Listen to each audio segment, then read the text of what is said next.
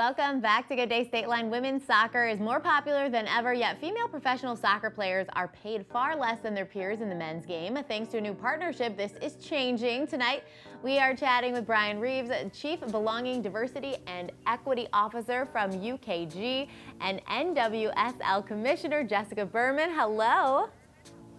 Hello. So good to chat with you guys. Let's start with you, Brian. Tell us a little bit about this new partnership and why it was so important. Well, UKG is a leading provider of HR and payroll software, and the topics of pay equity and equitable opportunity are core to our belief system.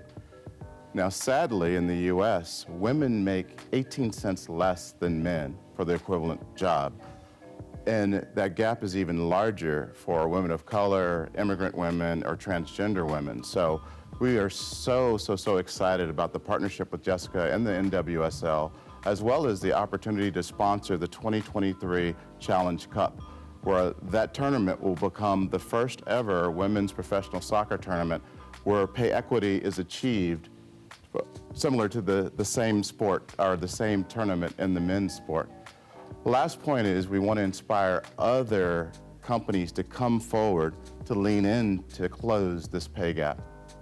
That's so awesome. I'm speaking for women, we love the fact that you're bringing this to our attention and actually putting it out there. And you know, it's not just something you notice, it's something that's actually true, that women aren't making the same amount of money as men. And the fact that the soccer team is able to stand up and, you know, help this and move it in the right direction. Jessica, what does this mean for the National Women's Soccer League and the players? Well, it shows, our partnership with UKG shows as a proof of concept that when you invest in women's sports as a business, that we will grow and that we can make sure that our players are receiving the compensation that we know they deserve through their hard work, discipline, and dedication that they've committed to their careers. We also, this year in 2022, signed the league's first ever collective bargaining agreement, which sets the terms and conditions of employment for our players. And over the next 5 years, our owners are investing an incremental $100 million in compensation for our athletes. So we really need the business of the NWSL to continue to grow so that we can support a sustainable business model as we make sure that the women in our league are compensated appropriately for their work and that they are examples for the rest of the world to look at as we begin to address this broader social issue. So what do you hope comes from this, like specifically like next, Jessica? You know, right now we're working with the soccer teams and the equity, but where do you see it happening next?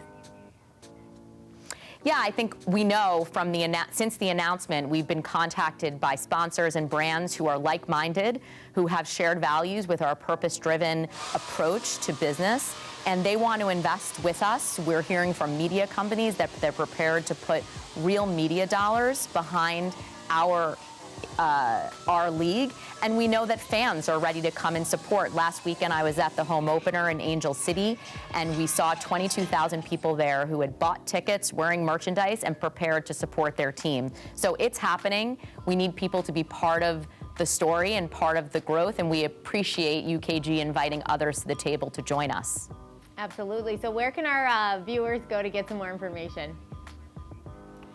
Definitely go to ukg.com/closethegap, where you'll find a number of resources. You'll see the work that UKG is doing with regards to our investments in philanthropy, as well as educational resources and research on this critical topic, because it's going to take all of us to get the gap closed. Awesome. Well, thank you guys so much for bringing this all to our attention tonight.